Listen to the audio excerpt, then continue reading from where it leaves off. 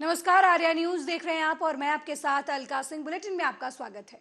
कारगिल विजय दिवस के अवसर पर मुख्यमंत्री शिवराज सिंह चौहान ने शौर्य स्मारक पहुंचकर देश के वीर जवान शहीदों को श्रद्धांजलि दी। इस दौरान सीएम ने कहा कि सैनिकों ने अपना सर्वस्व न्यौछावर किया है। उन प्रदेश की जनता की तरफ से श्रद्धा सुमन अर्पित करता हूं।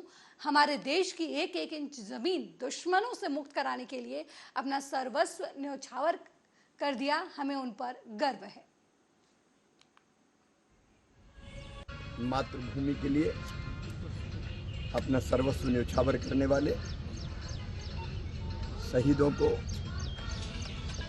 प्रदेश की 9 करोड़ जनता की ओर से श्रद्धा के सुमन अर्पित करता हूं। वो थे जिन्होंने हमारे देश की एक एक इंच जमीन दुश्मनों से मुक्त कराने के लिए अपना सर्वस्व न्यौछावर कर दिया। हमें उन पर गर्व है।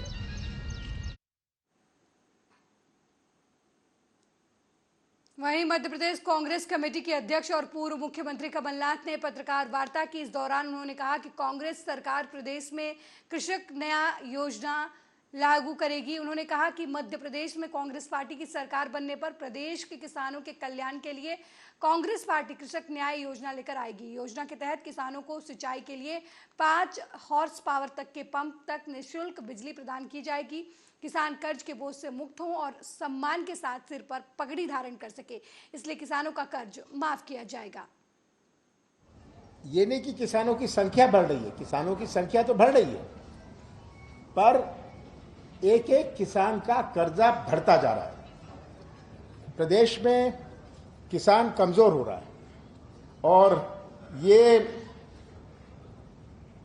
जो किसान है, ये बढ़ती हुई जो कर्जदार हो रहा है, ये बहुत चिंता का विषय है। हमने कृषि क्षेत्र में एक नई क्रांति आई। हमने कर्जा माफ की नीति बनाई थी। पहले किश्त में हमने 27 लाख किसानों का कर्जा माफ किया। आज बीजेपी कहती है हम ब्याज माफ करेंगे, तो कर्जे का क्या होगा? कर्जा पर तो ब्याज चढ़ता रहेगा।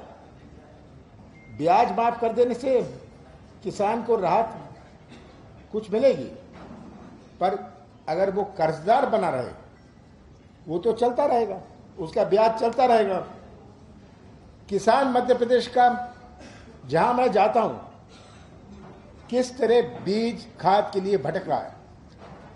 जहां मिलता है मिलावट का मिलता है, और जब किसान अपनी आवाज उठाता है, ये कोई आंदोलन करता है, तो एफआईआर, मुकदमा, जेल उसे मिलती है।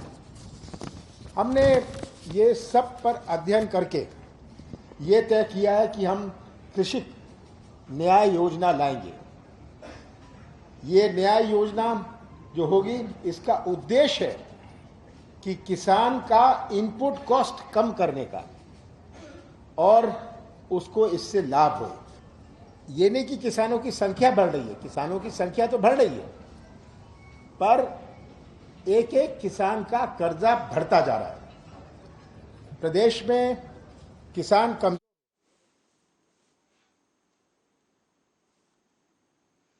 वहीं बिजनौर जिलाधिकारी उमेश मिश्रा आज मालन नदी स्थित बाढ़ प्रभावित क्षेत्र गांव रफीउ उल नगर उर्फ रावली पहुंचे और नदी के कटान और बाढ़ से बचाव के लिए किए जा रहे कार्यों का आकस्मिक निरीक्षण किया। साथ ही बाढ़ नियंत्रण अधिकारी को मालन नदी के कटान से सुरक्षित रखने के लिए सभी आवश्यक कार्रवाई करने के निर्देश दिए। उन्होंने गांव के बाहर स्थित मालन नदी के किनारे जाकर नदी में बल्ली डालकर पानी की गहराई का आकलन भी कराया और दुर्घटना की आशंका के तहत ग्रामीणों को नदी किनारे आने जाने की सलाह दी। उन्होंने मालना नदी द्वारा किए जा रहे कटान का जायजा लेते हुए ग्रामीणों से उनकी समस्याओं के बारे में भी बात की। साथ ही गांव को भविष्य में बाढ़ से बचाने के लिए नोडल अधिकारी को बाढ़ को नदी किनारे स्प्रिंग बल्ली मेड़बंदी तकनीक का प्रयोग कर कटान को रोकने के निर्देश दिए।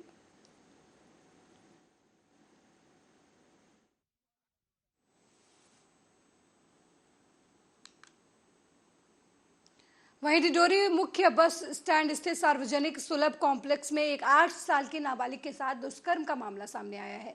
बताया गया कि आरोपी सुलभ कॉम्प्लेक्स में ही काम करता है और नाबालिग शौचालय का उपयोग करने जैसे अंदर घुसी उसके पीछे जाकर दुष्कर्म की वारदात को अंजाम दिया। कोतवाली पुलिस के मुताबिक आरोपी को गिरफ्तार कर जेल भेज दिया गया है।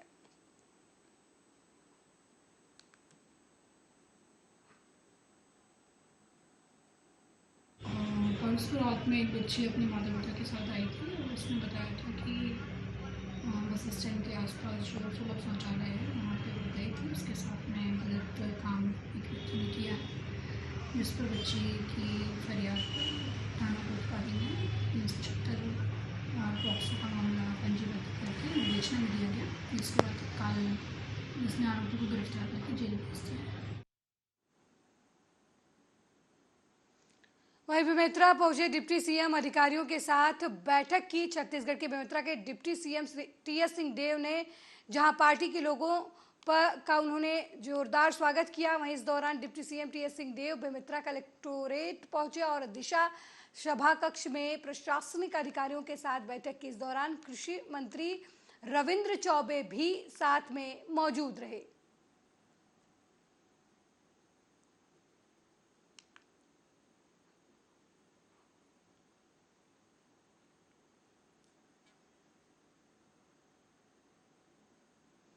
वहीं देश दुनिया को नशा मुक्त माउंटेन 2024 के लिए पूरे भारत में भ्रमण कर जागरूकता अभियान पर निकले उत्तर प्रदेश के युवक नूर मोहम्मद और छत्तीसगढ़ जिला बिलासपुर की युवती निशु सिंह दिल्ली लाल किले से साइकिल यात्रा से पूरे भारत के भ्रमण के लिए रवाना हुई।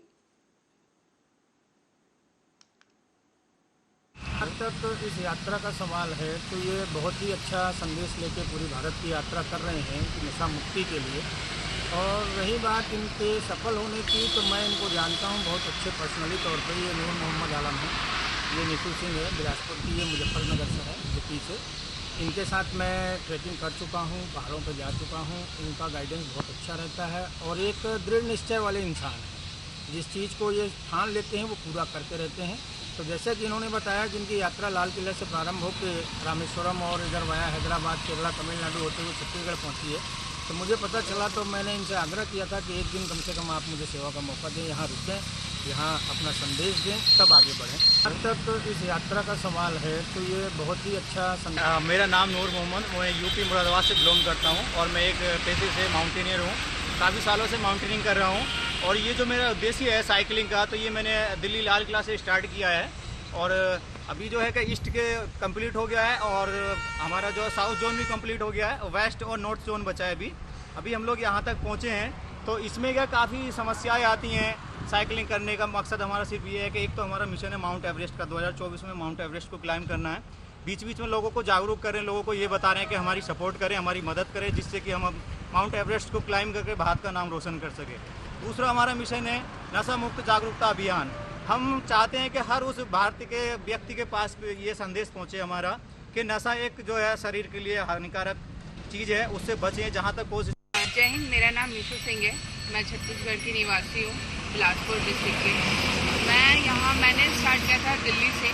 मैं दिल्ली लाल किला से मैंने स्टार्ट किया। लाल किला से हम लोग राजस्थान और गुजरात होके हम लोग रामेश्वर गए। रामेश्वर कन्याकुमारी हमने टच किया। कन्याकुमारी के बाद हम ऊपर साइड जा रहे हैं। अब हम लोग 7 सिस्टर साइड जाएंगे, उसके बाद हम लोग लद्दाख जाएंगे। अभी हम लोग तो बारिश अगर ज़्यादा जाती है तो ज़्यादा नहीं चला पाते। अगर मौसम ठीक रहता है तो 100 किलोमीटर एक दिन में हम लोग कवर करते हैं, या तो फिर 70-80 कभी ऐसे से भी चला जाता है वो।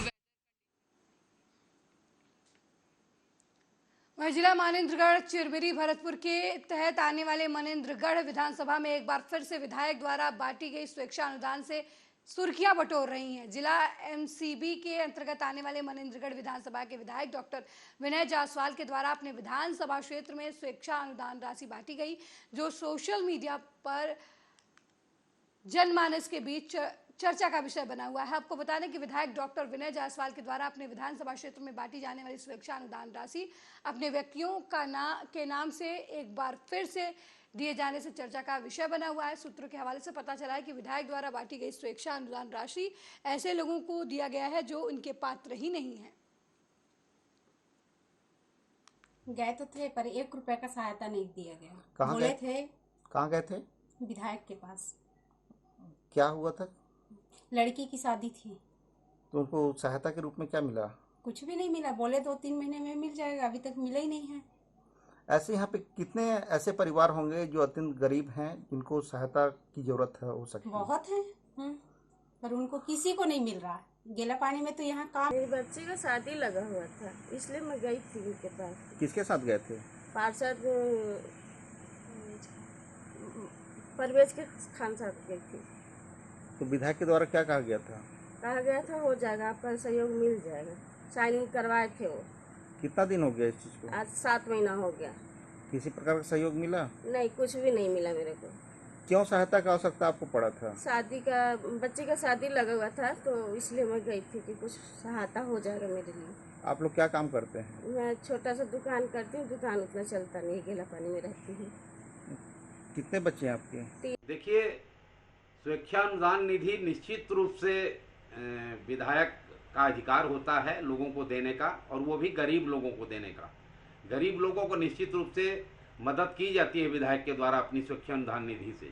लेकिन मैं जब से देख रहा हूँ डॉक्टर साहब विधायक बने हैं, इनकी जो लिस्ट मुझको प्राप्त हो रही है, जो लोग निकाल के ला रहे हैं कलेक्ट्रेट से, उसमें तो बड़े बड़े धनाढ्य लोगों को, बड़े बड़े पैसे वाले लोगों को इनके द्वारा स्वेच्छानुदान निधि दिया गया है। यहाँ तक कि बड़े बड़े पत्रकार जो उनकी चाटुकारिता में लगे रहते हैं, मैं ऐसा कहूँ, कहना नहीं चाहिए लेकिन ऐसा लगता है उनके पुत्रों को, उनके सब रिश्तेदारों को भी ये विधायक जी ने स्वेच्छानुदान निधि दी है। देखिए, वहीं एमसीबी जिले के भरतपुर में ग्रामीण क्षेत्रों में खेलों को बढ़ावा देने के लिए जनकपुर इंद्रप्रस्थ स्टेडियम में मुख्यमंत्री cup flood night tennis ball cricket tournament 2023 का समापन किया गया, जिसमें क्षेत्र के विधायक गुलाब कमरों ने बैटिंग कर फाइनल मैच की शुरुआत की, जिसमें फाइनल मैच भगवानपुर और जनकपुर के बीच खेला गया। वहीं भगवानपुर ने 78 रन बनाकर जीत हासिल की। रात्रिकालीन क्रिकेट प्रतियोगिता का फाइनल मैच हुआ, जिसमें से भगवानपुर विजयी रही और जनकपुर विजेता रही। छत्तीसगढ़ में कांग्रेस की सरकार बनने के बाद से माननीय मुख्यमंत्री जी के आशीर्वाद से पूरे प्रदेश में जिस तरह से आज देखेंगे राजीव मैदान के माध्यम से खेल को बढ़ाने के लिए गांव-गांव में जिस तरह से ओलंपिक खेल हो रहा है, उसी के तरह में आज मुख्यमंत्री कप यहाँ पर टूर्नामेंट का आयोजन किया गया था। पहली बार ऐसा आयोजन हो रहा है कि शहरों में जो फ्लड नाइट टूर्नामेंट हुआ करता था, पर गांव में ये आज चाहे वो खिलाड़ी की बात करें चाहे सोनात की बात करें, आज इस चांग बखार में आज ये समापन हुआ है। तो निश्चित रूप से हमने देखा कि ये पहली प्रयास में हमें सफलता मिली। आयोजक टीम को, सारे हमारे ब्लॉक कांग्रेस कमेटी के सारे साथियों को, ब्लॉक अध्यक्षों को, सबका मैं धन्यवाद करता हूँ। अंकुर की पूरी टीम को मैं धन्यवाद देता हूँ। इस सावन के महीने में बरसात में पहली बार ऐसा देखने को मिला है कि सावन में जो समापन मैच हुआ है, आप देखेंगे जिस तरह से जो यहाँ पर लाइटों का, ऊर्जा का जो संचार हुआ है, ऐसा ऊर्जा आपको वहाँ पर शहरों में देखने को नहीं मिलेगा। रात्रिकालीन क्रिकेट प्रतियोगिता का फाइनल मैच। वहीं सर्व आदिवासी समाज ने मणिपुर हिंसा के विरोध में प्रदर्शन किया और केंद्र सरकार के खिलाफ जमकर नारेबाजी की। सर्व आदिवासी समाज मणिपुर सरकार और केंद्र सरकार के विरोध में रैली निकालकर तिरंगा चौक पर केंद्र और मणिपुर सरकार का पुतला दहन किया, राष्ट्रपति के नाम एसडीएम को ज्ञापन सौंपा और आरोपियों को फांसी देने की मांग की। मणिपुर में जो घटना हुई है उसके विरोध में यहाँ धरना प्रदर्शन हुआ है और आदिवासी काफ़ी नाराज़ हैं, क्योंकि हमारे मणिपुर में हमारी बहनों को, हमारी बेटियों को नग्न अवस्था करके उसको घुमाया गया है और मध्य प्रदेश में हमारे आदिवासी भाई के ऊपर पेशाब किया गया है। इससे काफ़ी आंदोलित हैं और प्रदेश के मणिपुर सरकार को इस्तीफा देना चाहिए। मणिपुर में जो घटना हुई है, गत दिनों मीडिया के माध्यम से जो अभी पता चला है, आमजन के नॉलेज में आया है कि मणिपुर में घटनाएं हो रही हैं और साथ मध्य प्रदेश में जो आदिवासी वर्ग के व्यक्ति के साथ जो कार्रवाइयाँ हुई हैं, जो घटनाएं घटी हैं, उसके विरोध में आज गरियाबंद जिले में जो विभिन्न आदिवासी सामाजिक संगठन हैं उनके द्वारा जो विरोध प्रदर्शन किया गया है और महामहिम राष्ट्रपति महोदय के नाम से ज्ञापन दिया गया है। तो उनके इस संदेश को विधिवत उच्च वहीं शिवपुरी जिले की ग्राम पंचायत बूढ़ी बडोरोड की महिला सरपंच सहित आधा सैकड़ा ग्रामीणों ने कलेक्टर जन सुनवाई में पहुंचकर ग्राम पंचायत के रोजगार सहायक को हटाने की मांग की। ग्रामीणों का कहना है कि ग्राम पंचायत बूढ़ी बडोरोड के रोजगार सहायक द्वारा ग्रामीणों की सुनवाई नहीं की जा रही है। साथ ही शासन की योजनाओं का लाभ दिलाने के लिए रिश्वत की मांग की जा रही है। उन्होंने कहा कि प्रधानमंत्री आवास योजना सहित तमाम योजनाओं का लाभ हितग्राहियों को नहीं मिल रहा है।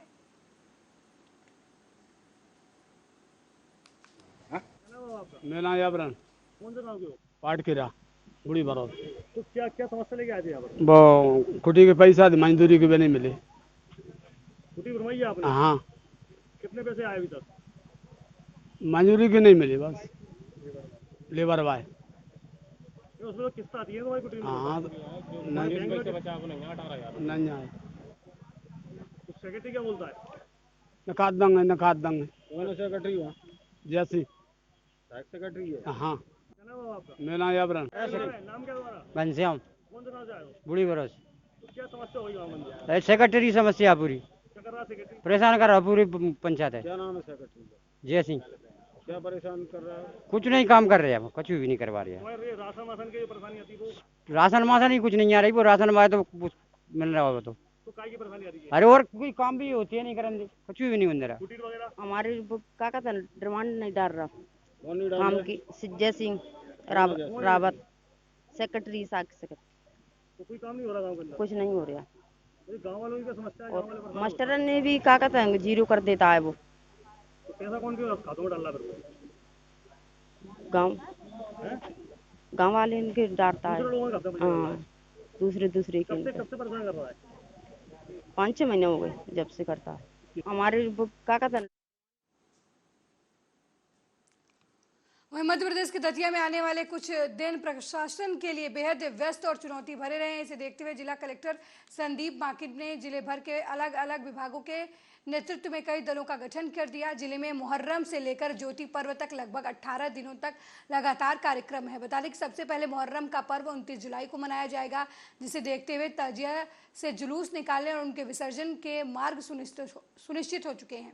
वहीं कलेक्टर संदीप माकिद ने बताया कि मुहर्रम के बाद मैथिली शरण गुप्त जयंती है और 9 अगस्त से पार्थिव शिवलिंग का निर्माण भी शुरू होगा, जो 14 अगस्त तक चलेगा। इसके बाद भी कई अन्य कार्यक्रमों की जानकारी उन्होंने दी। 28 तारीख को रात 11 बजे से लेके ये मान लें कि 29 तारीख को दोपहर तक कार्यक्रम रहता है इनका 12-1 बजे तक। और इसमें सभी PMPEB से लेकर नगर पालिका, PHE, SP साहब, मजिस्ट्रेट्स, CMHO, फूड सेफ्टी, इन सबको हमने निर्देश दिए हैं कि शांतिपूर्ण ढंग से इसको संपन्न कराएं। शांति समिति की बैठक कल आयोजित की गई थी, उसमें न सिर्फ मुहर्रम, बाकी जो अन्य एक मैथिली शरण गुप्त जयंती मननी है वो भी करीब 31 तारीख से लेकर 3/8 तक, तो उसका पूरा चल समारोह भी निकलेगा, भंडारा भी होगा, गौरी वाटिका में 4-6 लोग उसमें भी आते हैं। इसी तरह जो एक बड़ा कार्यक्रम अपने यहाँ संभावित है वो 9 तारीख से 14 अगस्त के बीच में है, और उसमें पार्थिव शिवलिंग निर्माण और उसके बाद कथा जो पंडित प्रदीप मिश्रा जी हैं उनकी है, जिसमें काफ़ी बड़ा आयोजन किया जा रहा है। वहीं काचरौद विकास कार्यों में भ्रष्टाचार दिखा, सचिव बोले आपको कोई दिक्कत नहीं होगी। काचरौद तहसील के गांव भेसौला में विधायक निधि से बनने वाले पुलिया का निर्माण कार्य किया जा रहा है, जिसमें गांव के सचिव की मनमानी देखने को मिली। दरअसल सोशल मीडिया पर कुछ वीडियो फुटेज वायरल हुए जिसमें गांव में पुलिया का निर्माण तो कराया जा रहा था, लेकिन पुलिया का निर्माण बारिश के पानी में किया जा रहा था, जिससे भोसोला के सरपंच और सचिव के द्वारा करवाया जा रहा है। जिसकी जानकारी जब रिपोर्टर को लगी तो गांव के सचिव लोकेन्द्र सिंह से जाननी चाहिए, और इस रिपोर्ट में सचिव लोकेन्द्र सिंह से पूछताछ की गई कि उनके द्वारा पुलिया का निर्माण करवाया जा रहा है और वो भी चलते पानी में, ये निर्माण कितने दिन चलेगा। बस फिर क्या था, सचिव साहब रिपोर्टर पर भड़क गए और बोले आपको क्या तकलीफ है। जब हमारे रिपोर्टर ने कहा कि हमें कोई तकलीफ नहीं, गांव के लोगों की तकलीफ है, तो बोले कि उनका क्या तकलीफ है। इस तरीके से उन्होंने मीडिया के साथ बदसलूकी की और बाहर जाने को कहा।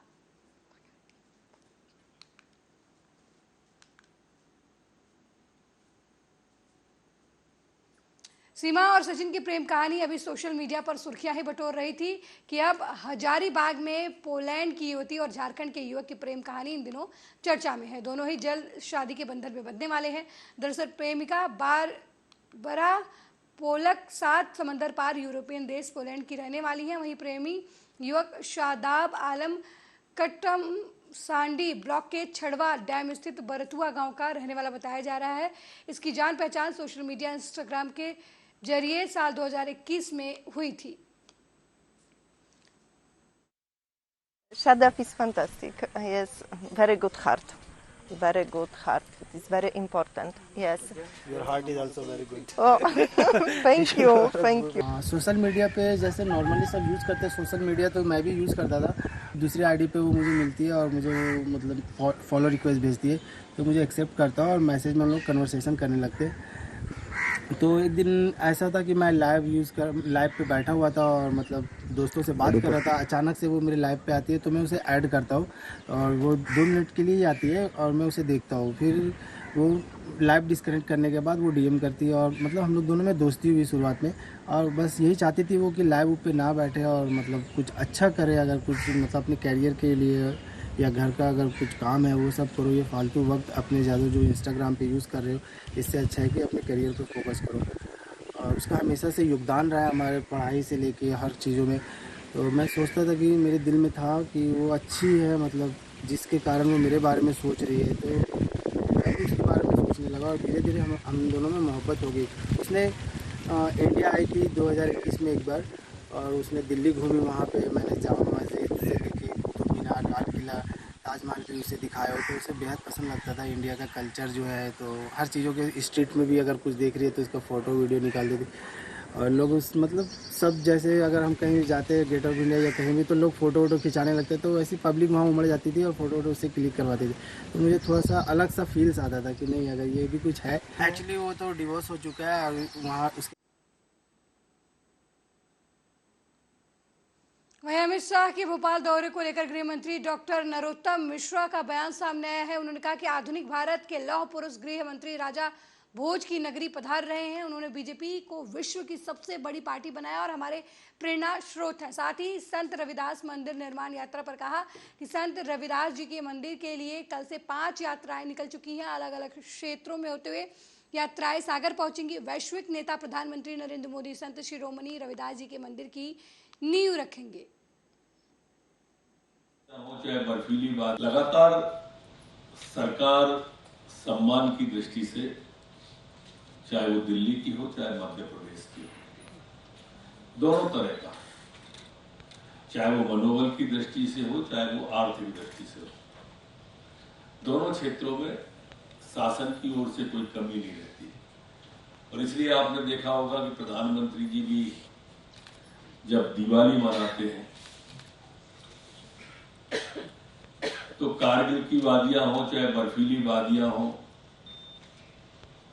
चाहे लद्दाख का क्षेत्र हो, सियाचिन का हो, खुद प्रधानमंत्री जी जाते हैं, रक्षा मंत्री जी जाते हैं, त्योहार बढ़ा के मनोबल बढ़ाने की कोशिश करते हैं। आर्थिक स्थिति में भी परमवीर चक्र, अशोक चक्र जैसे, उसके लिए 1-1 करोड़ रुपए का पुरस्कार केंद्र की सरकार के द्वारा किया गया। मेरे साथ इस बुलेटिन में फिलहाल इतना ही। देश दुनिया की तमाम खबरों को देखने के लिए देखते रहिए आर्या न्यूज़। नमस्कार।